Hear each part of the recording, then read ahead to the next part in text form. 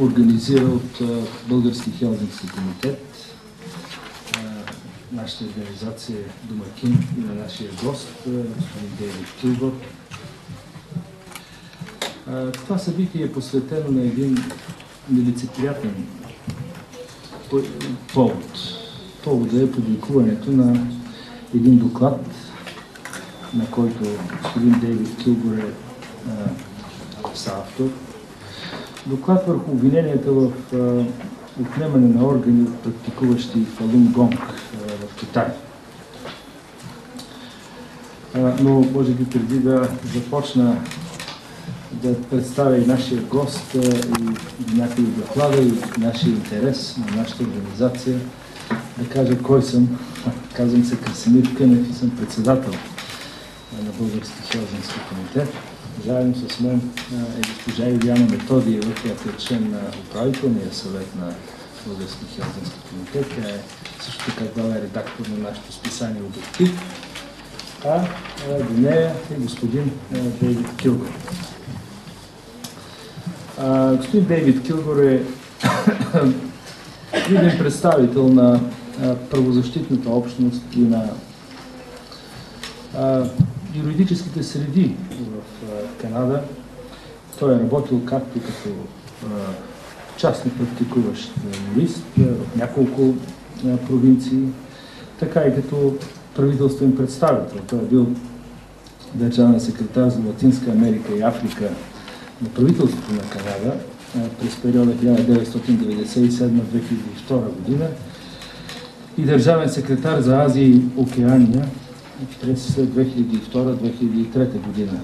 Заедно с господин Дейвид Матас, един друг виден представител на канадската правозащитна общност и изпълнителен директор на канадския Helsinki Watch, нашата партньорска организация, партньорската организация на Български хелзинкски комитет в Канада. Ние заедно с канадския Helsinki Watch сме в членове на Международната хелзинкска федерация за правата на човека с седалище в Виена.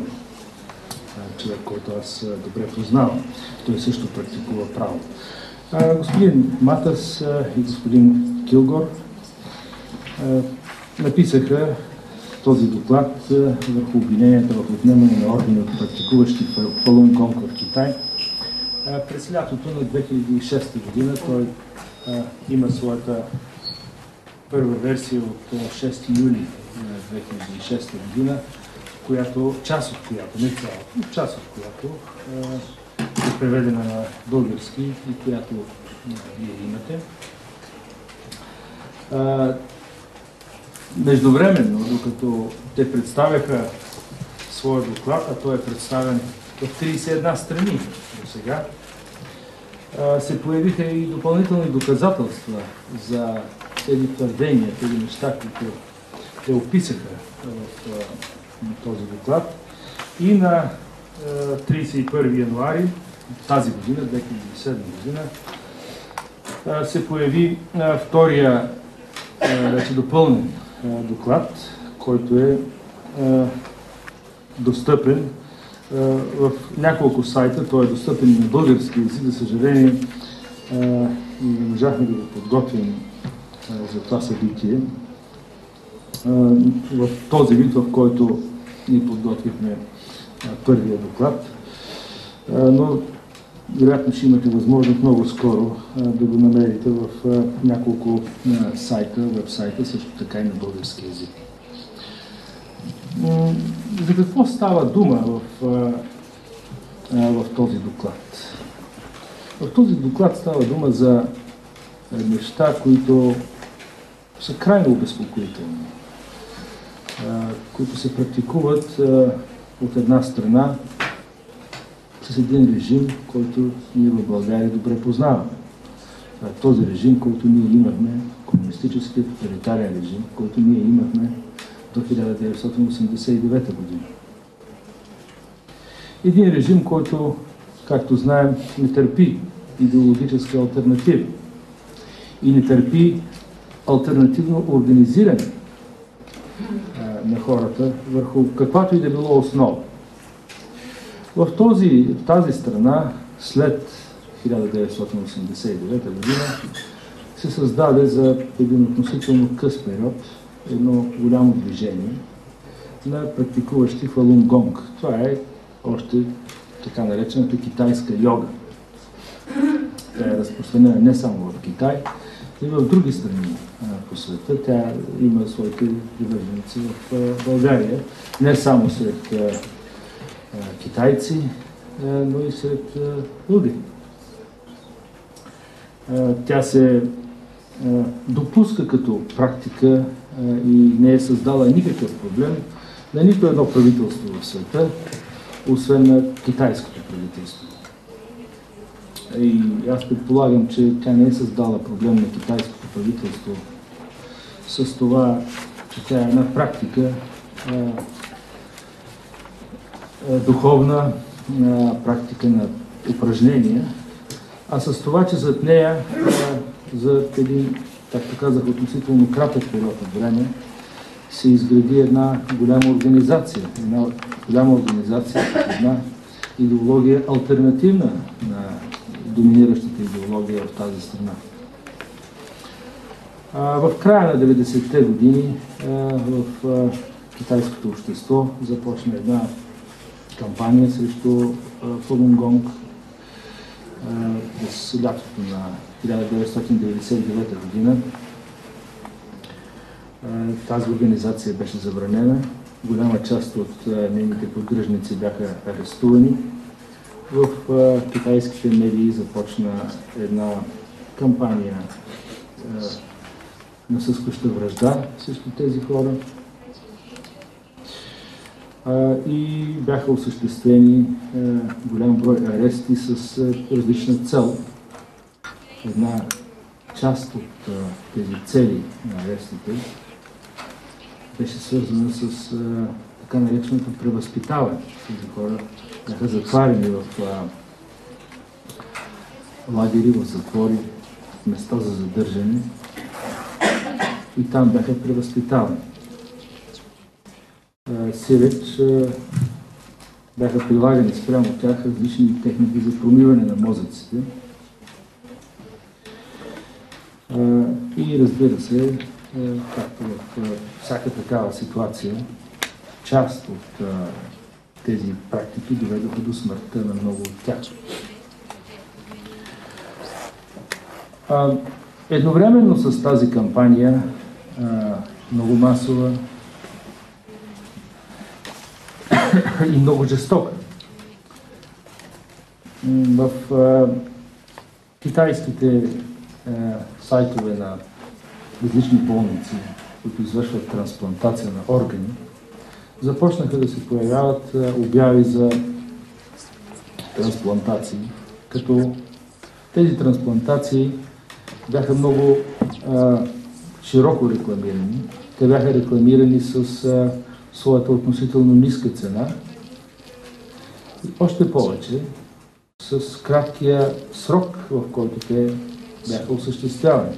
Само една или малко повече от една седмица престой в болницата. Един необичайно кратък срок за престой за трансплантация. Става дума за бъбречни трансплантации, става дума за чернодробни трансплантации, става дума за трансплантации на ретина.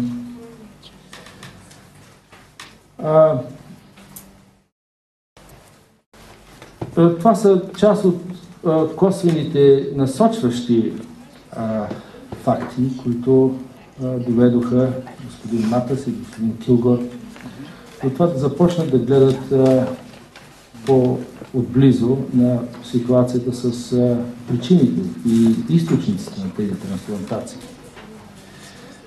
Те се свързаха с много хора, главно в имигрантската общност на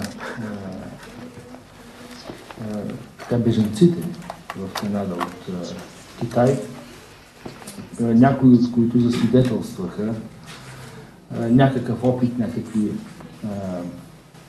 сведения за извършване на такива трансплантации. Едновременно с това те се свързаха с редица болници на територията на Китай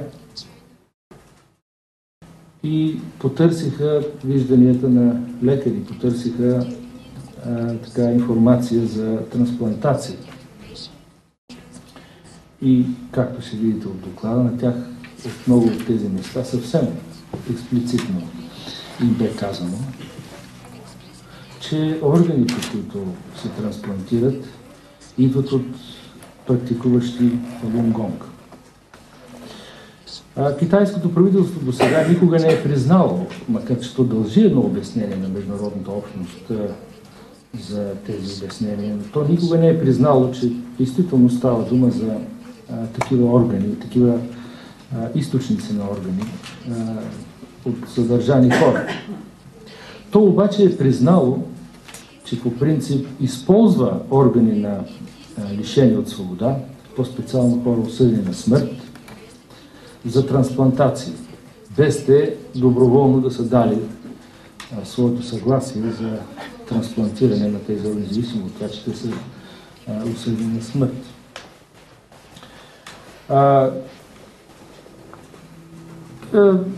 Господин Матас и господин Килгор също така се свързаха с свидетели. Вие в този доклад ще видите едно свидетелство на една бивша съпруга на китайски хирург, която разказва как нейният съпруг е осъществил трансплантации на ретина от 2000 души в течение на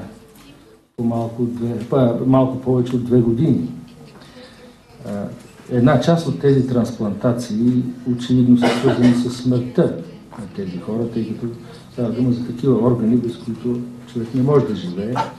В други случаи тези трансплантации са свързани с трайно усъкътяване на хора. Във всички случаи ние очакваме от китайското правителство обяснение за тези много сериозни свидетелства, за тези много сериозни обвинения в отнемане на органи от практикуващи Фалун Гонг в Китай.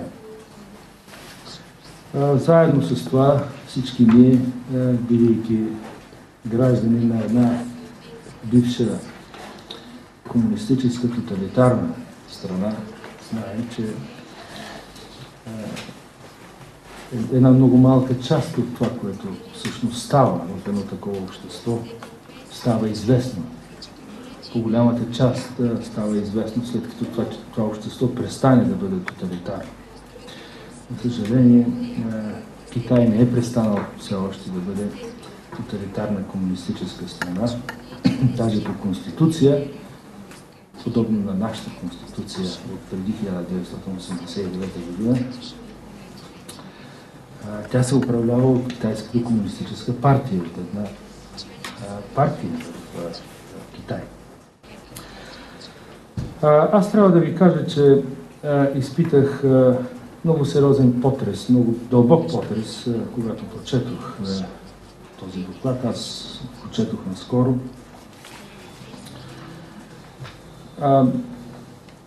И не само аз, много хора по света изпитаха такъв потрес, много журналисти, тъй като това, за което става дума в този доклад, е нещо, което е много тежко нарушение на редица международни стандарти за защита на правата на човека. Става дума за изтезания, става дума за произволни задържания, става дума за изчезвания на хора, за убийства на хора. Ситуации, които наподобяват геноцид. Геноцид е това, да избиваме хора или части от общности заради тяхната етническа или религиозна принадлежност. Геноцидът е най-тежкото престъпление в света. Престъпление, заради което има няколко международни трибунала. Международният трибунал за бивша Югославия съди хора за геноцид, осъществен в бивша Югославия. Имаше специален международен трибунал за Руанда, чиято основна задача беше да съди за геноцид, извършен на територията на Руанда през 1994 година. Международният наказателен съд, който действа в момента, едно от нещата, за които попадат под неговата юрисдикция, това престъпление. Още от времето на Нюрнбергския процес, след Втората световна война, това е едно престъпление, което се преследва независимо от това дали държавата и този, който го е извършил, попада под юрисдикцията на някакъв закон, който забранява геноцида или не. Преследването на геноцида е нещо, което е въпрос на обичайното международно право. Право, което независимо от това дали е написано в закон или не е написано, е действащо. Това са неща, които аз смятам предстои да бъдат разследвани и оповестени и в други страни. Ние вече имаме няколко много сериозни международни публикации. Само преди няколко седмици ние имахме 2 публикации в германската преса, свързани с обвиненията в отнемане на органи от практикуващи Фалун Гонг. Това е в Die Welt и в Frankfurter Allgemeine. Ако имате интерес, ние допълнително можем да ви направим контакт с съответните средства за масова информация. С това ми позволете да приключа с така моето експозе, тъй като това не е основното в дадения случай, и да дам думата на господин Дейвид Килгор, който е един от авторите на доклада, да направи той своето. Благодаря за вниманието.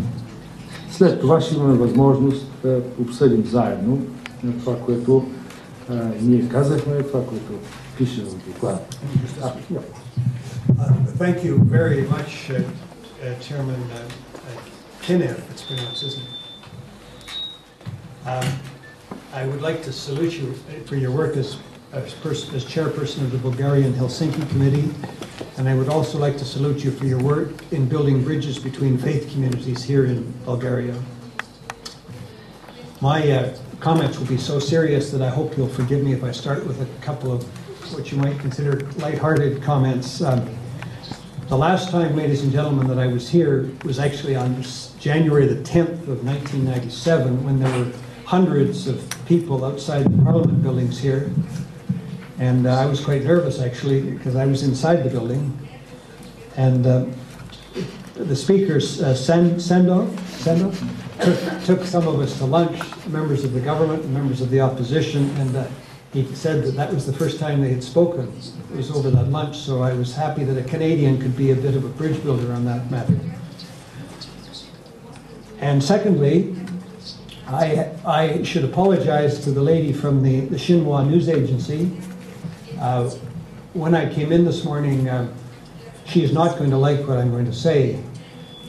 But when I came in this morning, I saw her, and when I was introduced to her, I mistakenly thought she was a refugee from the camps in China.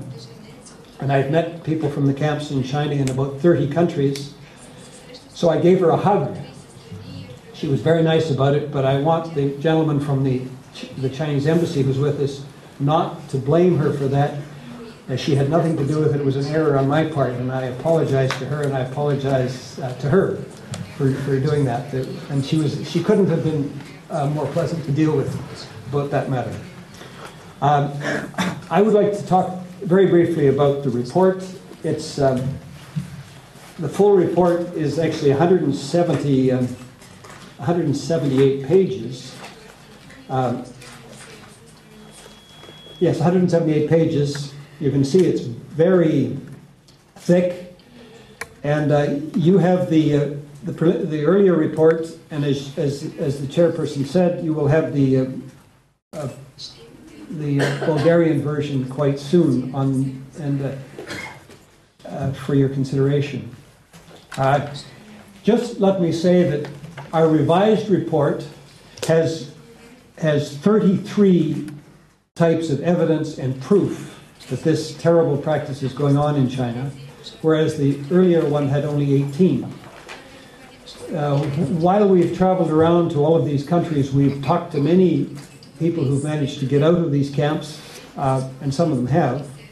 And so we've added greatly to our knowledge. One gentleman, for example, which is mentioned in the appendix to the revised report, from an Asian country, told me that he had gone to Shanghai, #1 People's Hospital in Shanghai, for a kidney. And in fact, 8 kidneys were brought to him for testing until the 8th kidney was found to be compatible with his antibodies and his structure in his body. But brought to him, by the way, by a military surgeon, Dr. Tan, who wore his uniform in the civilian hospital.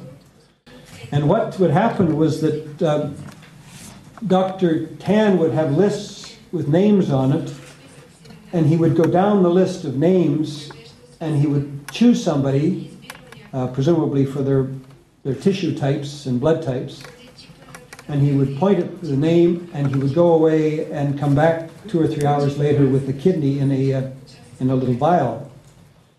And I asked this person if he thought these people were alive when they were being selected, and he said, of course they were alive. In other words, ladies and gentlemen, 8 human beings died in order that this one person could get a new kidney. Some of you may be saying, well, you can take a kidney out of somebody and they don't die. But our experience, and it's clearly in the report, is that in China you don't just give a kidney and walk away as a donor. You die. They take your both your kidneys, your liver, your heart. They take a lot of your organs, and you're dead. Your body is destroyed after that. The report is full of evidence on that point if anybody has any doubts about it. So, I will quickly go through that. Among the evidence that we have in the report, some of it was referred to by the chairman, we have admissions from representatives from hospitals in 14 provinces across China that the sources of their organs are Falun Gong practitioners, in the form of admissions to our investigators who called the hospitals across the country posing as relatives of customers. We have tapes, transcripts, translations, and telephone records of these conversations. A second matter is the systematic blood testing of Falun Gong practitioners in prison, in work camps, and detention centers. Medical examinations were not done. It tended to be every 3 months out of any concern for the health of these people, because they were beaten and tortured and worked 16 hours a day. They were tested, I think it's overwhelmingly obvious, for their blood types and so on. And then it was put in a computer so that if somebody came from Sofia or Ottawa or anywhere else who needed a particular blood type organ, the computer bank would say that Miss So-and-so over here in this camp has the kind of kidneys you need. Thirdly, numerous Falun Gong practitioners have refused to reveal their identities in order to protect their families and fellow workers. And I can't stress strongly enough that Falun Gong practitioners never go before any court. They are simply sent administratively to these camps. They are never convicted of anything.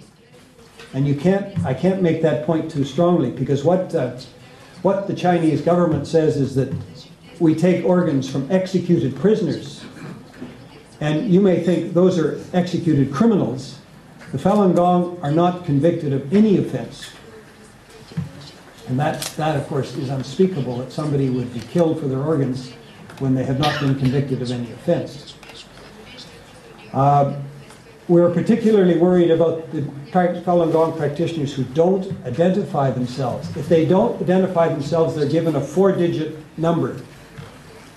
And they're particularly vulnerable, and we are very much afraid that that's where a lot of the donors, so-called donors, are coming from, the unidentified Falun Gong practitioners. Fourthly, family members and friends have observed the bodies of practitioners formerly held in custody with organs missing. Many were cremated without their families being permitted to see their bodies. Waiting for transplant, and fifthly, in China is a matter of days and weeks. There are now 10 to 20,000 organ transplants in China yearly. There is no organ donation system, and please understand that too. People of China do not donate their organs for cultural, religious reasons, and we could find only a handful, I think it was 40 one year of donations. So there are no donated organs in virtually none in China. This suggests to us that there's a large living organ bank from involuntary donors. There is no other plausible explanation for the sourcing of so many organs. Public records on executions simply do not support the claim that organ transplants are coming from convicted criminals. In other words, whether it's 2,000 or 3,000 or 4,000 executions in China, the number of executed persons is reasonably stable through the years. But the number of organ transplants is going like this. And it's going like this during the years, the 5 or 6 years when the war has been declared in the Falun Gong community. So the coalition to investigate the persecution of Falun Gong in China now has hundreds of legislators, lawyers, doctors, academics, religious and spiritual leaders in 20 countries who are ready to go to China to investigate what we have investigated. And we think they should be allowed to go to China. And he did specific research on Falun Gong. He concluded that Falun Gong is certainly not a cult, and he added, destroyed all concept of the rule of law, injected fear and then cynicism into the soils of generations of Soviet and East European subjects, turned art into propaganda, and confronted artists with the choice between self-exile or hackery. And then finally this. Apart from its capacity to extract high proportions of gross domestic product for the armed forces, like China, I've added that. To win Olympic medals, like China, I add that. And to maintain large masses of people in attitudes of submission over long periods of time, it is difficult to credit communism with any cultural achievement, close quote. I mentioned before that Professor Mann's family, I think they fled Germany to Australia just before the catastrophe of the Second World War. And Professor Mann's book of essays is also eloquent on the subject of George Orwell, who was probably the greatest writer in English on totalitarianism. It quotes from Animal Farm, the most famous line that Orwell ever penned, which captures so well the portrayal of the people by the Russian Revolution. And you all know it, I'm sure. Quote, all animals are equal, but some are more equal than others. Orwell, of course, cared deeply about both genuine human equality and freedom. He wrote scathingly about what he called, quote, party hacks, close quote, and what he termed sleek professors. I'm sorry, I'm sure he's not talking about you, Professor, who were willing to trade freedoms for one or another cause. In 1946, Orwell wrote, and I quote, for some years past, orthodoxy, or at least the dominant brand of it, has consisted in not criticizing Stalin, and the resulting corruption has been such that the bulk of the English intelligentsia has looked on at torture, massacre, and aggression without expressing disapproval. In 5 years, it may be as dangerous to praise Stalin as it was to attack him 2 years ago. And then this amazing line.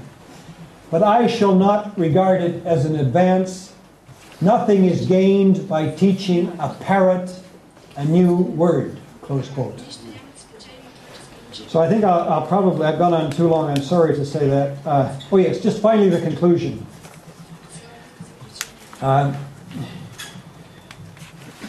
Human dignity is indivisible around our shrunken planet.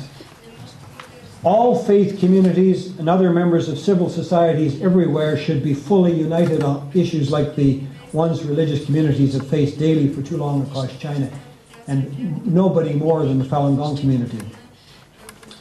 If all of us in open societies like Bulgaria and Canada around the world don't unite on such matters, some of the world's remaining 40 or so dictatorships will only repeat the terrible ravages of the past century.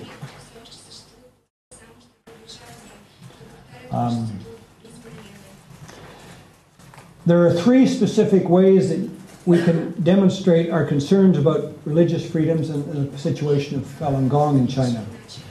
Let's all resolve to use fully the window provided by the August 2008 Olympic Games in China to push hard on members of our own respective national committees, sports federations, past event sponsors, possible spectators in Beijing to demand that the killing of Falun Gong prisoners of conscience for their organs and other abuses of religious practitioners cease in China now.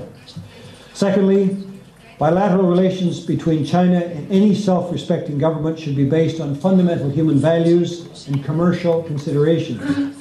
A democratic China with the rule of law and human rights should be the goal of all peoples around the world. World peace and security would be much enhanced if China would join the democracies. And finally, unfortunately, ladies and gentlemen, because human rights across China are now worsening rather than improving, and a number of groups have said that, Amnesty International has said that, Human Rights Watch has said that, and Human Rights in China have all said that.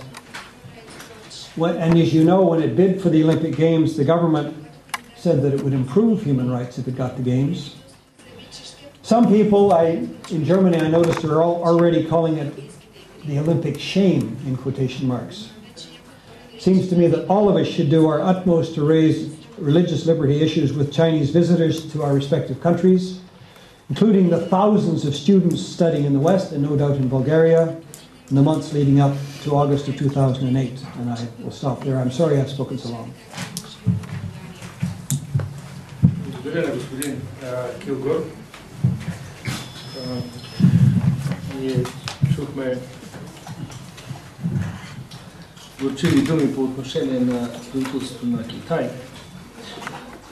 Но преди да дам думата за въпроси и коментари, аз бих искал да кажа и няколко думи за начина, по който българските власти подходиха в няколко случая към този въпрос. Въпроса с практикуващите Фалун Гонг. Нашия доклада на Български Хелзински комитет за състоянието на човешките права в България през 2006 година е вече публикуван. Тези от вас, които имат желание да го видят, могат да посетят нашата веб страница. И там в главата за свободата на сдружаване и мирно събрание вие ще прочетете едно интересно наблюдение. На 10 декември миналата година няколко практикуващи Фалун Гонг в България поискаха да направят една мирна демонстрация пред китайското посолство по повод на Деня на правата на човека, 10 декември, и изразят своя протест за преследването на Фалун Гонг от Китай. Тази демонстрация пред китайското посолство на тази малка група хора им беше забранена от Софийска община, от кмета на София. И на този кмет му беше подсказано от Министерството на външните работи на България, че това трябва да стане, за да не се развалят мирните отношения, приятелските отношения между България и Китай и да не се съсипват китайските инвестиции в България. Вместо пред посолството, тази малка група хора бяха насочени да направят своята демонстрация в средата на Борисовата градина.